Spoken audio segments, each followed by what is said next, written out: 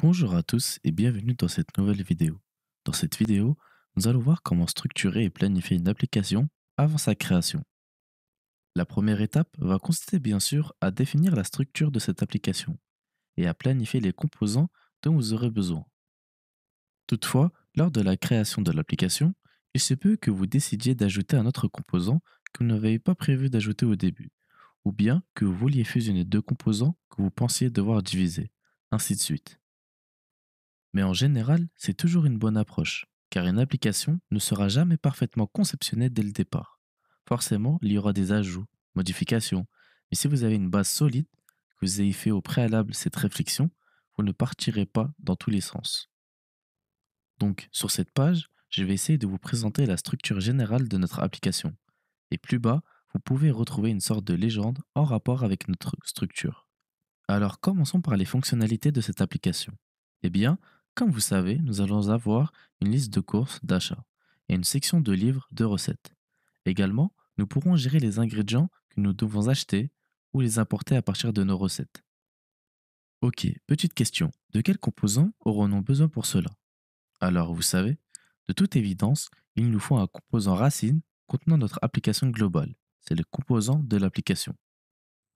Sachez que chaque application Angular en est dotée. Ce composant racine va tenir l'ensemble de notre application. Par exemple, c'est comme avoir une armoire dotée de tiroirs. Les tiroirs vont représenter les fonctionnalités de l'application, mais où sont stockés ces tiroirs? Eh bien, dans notre armoire.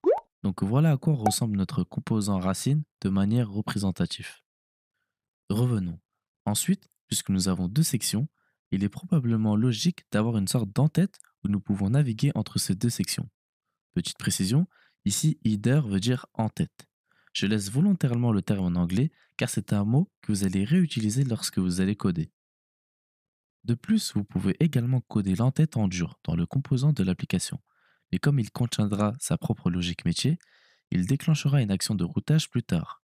Et nous y ajouterons également une liste déroulante qui nous permettra de stocker nos données de recettes sur le serveur et aller les chercher à partir de là. Donc, puisque nous allons associer cette logique à l'entête, il est normal de l'externaliser dans son propre composant, de sorte que nous n'avons pas à l'intégrer dans notre composant racine, qui ne devrait en principe être responsable que du maintien de l'ensemble de notre application, en gros notre armoire. Voilà donc l'entête. Passons maintenant aux fonctionnalités individuelles. Commençons par la liste de courses. Ici, je suppose qu'il est logique d'avoir le composant général de la liste de courses. Rappelez-vous que la boîte bleue n'est qu'une fonctionnalité. Nous avons donc besoin d'un composant contenant notre liste de courses et peut-être dans ce composant, nous voulons également avoir une partie d'édition de liste de courses qui nous permet d'ajouter de nouveaux éléments.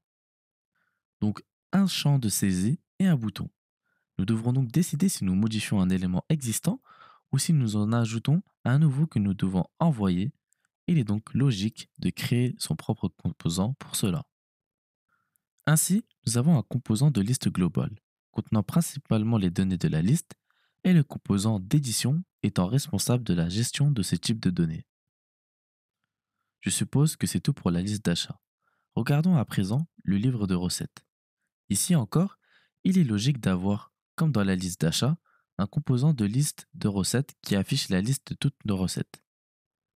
Ici, nous pourrions aussi ultérieurement mettre chaque recette dans son propre article, car elle contient un peu plus d'informations qu'une seule ligne de code HTML. Et une zone de détail de recette serait également très utile. Donc, une zone où une fois que nous sélectionnons une recette, nous pouvons voir des informations à ce sujet. Plus tard dans le cours, nous ajouterons également un autre composant ici, car nous aurons besoin d'un composant qui nous permettra d'éditer des recettes existantes ou d'en ajouter de nouvelles. Mais c'est une notion plus avancée. Je vais l'omettre pour l'instant et me concentrer sur l'affichage. Donc nous avons une liste avec des éléments, puis la section de détails qui affiche les détails pour l'élément qu'on va sélectionner. Je suppose que cela ressemble à un bon plan. Chacun de ces composants contient une quantité importante de logique métier, et avec ce plan, des composants présentés ici, chaque composant est réellement centré sur un sujet principal, affichant une liste, affichant des informations sur un seul élément, en affichant des informations détaillées sur un élément sélectionné, etc. C'est donc généralement la façon dont j'aborde cette planification. Bien entendu, n'hésitez pas à la diviser davantage ou si vous le souhaitez à les fusionner, par exemple une liste de recettes dans un seul article, mais cela deviendra plus clair une fois que nous aurons implémenté ces composants. Maintenant, une dernière chose à laquelle nous devrions penser, quels modèles seront utilisés dans cette application?